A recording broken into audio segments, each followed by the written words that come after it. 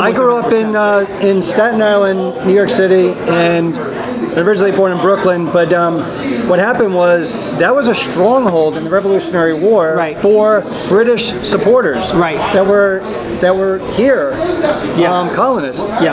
So there's always a percentage of people who will say, don't rock the boat, don't cause trouble. And so I wanted to get to, I'm going to see if you can, do you want to hold that up and see if you can get that on the camera a little better?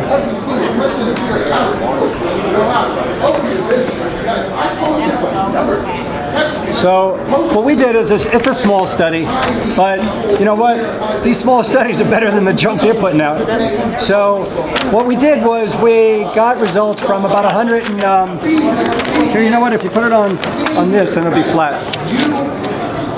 So on that study, what you're seeing is we just did an informal poll on Facebook. And in Colleyville, which is kind of famous because we're kind of leading the state, then we asked, just very simply, are you for opening immediately, A, or B, are you opening within a week or so with some restrictions, or C, after a month and it's approved by the county, the state, the federal, the WHO, the CDC, which I thought was absurd. I don't think, I mean, how do you vote for that? Well, what we found was 14% voted for C. And these are people who also came back in and had the longest comments. And you're going to kill my grandmother. And, you know, just very fearful, very rule following. So a very unique group, very loud and vocal. They would come back, you know, they couldn't just say C. They'd say C and an exclamation. Then they'd come back 3 more times with more comments. And then they'd address other people, new other people. We had, you know, all the A's were just like A and they'd move on. And then, so the B's, those were people who actually are the people we need to reach. Because the C people, honestly, are kind of unreachable. They are unreachable. They're unreasonable. But the point I learned about them is, not only are they fearful, not only are they not as educated, but they will follow rules. And it doesn't matter who the leader is. So these are not people you're going to convince to turn over the incumbent. But if there's a new ruler, they'll follow him, whoever he is. So, you know, today's a red day, tomorrow's a blue day. They don't care, I'll go back to red tomorrow. So the C people are the ones that I understand them, but it's hard to communicate with them. They're the ones that are going to yell and scream and be vocal and call and be alarmist. So the C people, the B people are the ones we need to reach. These are the people that are saying, oh, I'm for common sense measures, when they're really not.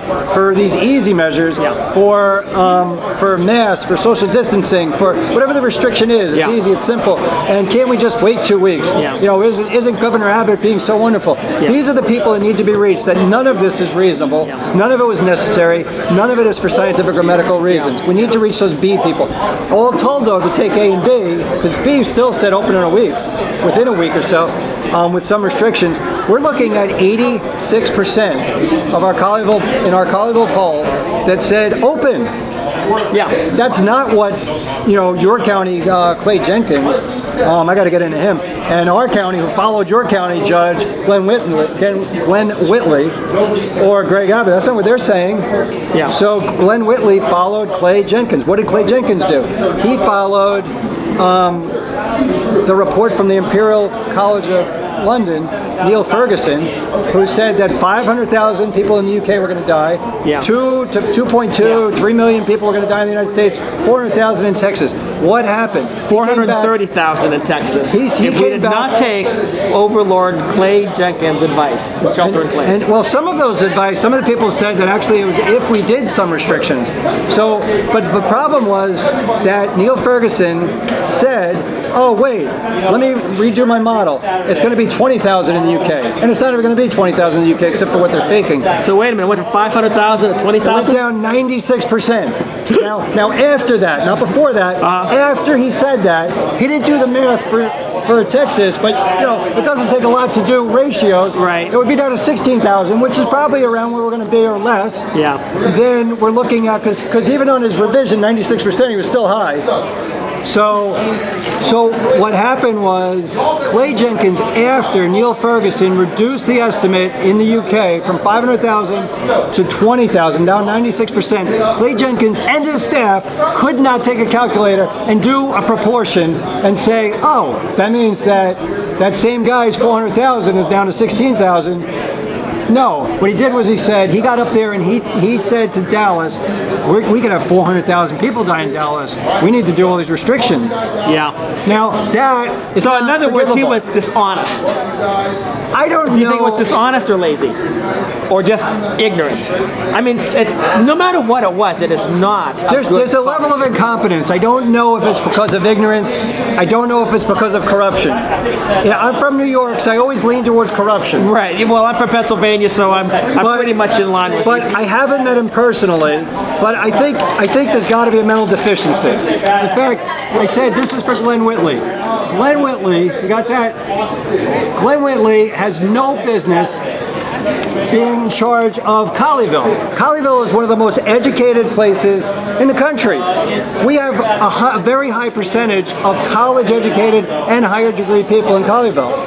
And we have a mayor, we have a smart enough group of people who didn't elect realtors, developers, and contractors like is in every other county, every other town. Yeah. Because those are the people that make the most money, and those are the people that find their way onto city council. Yeah. And that is what is unique about Colleyville. We have an educated group who care about the citizens. Our city council actually voted to put on the ballot term limits on themselves. And, wow. And it passed like 86%. Do you know the percentage exactly?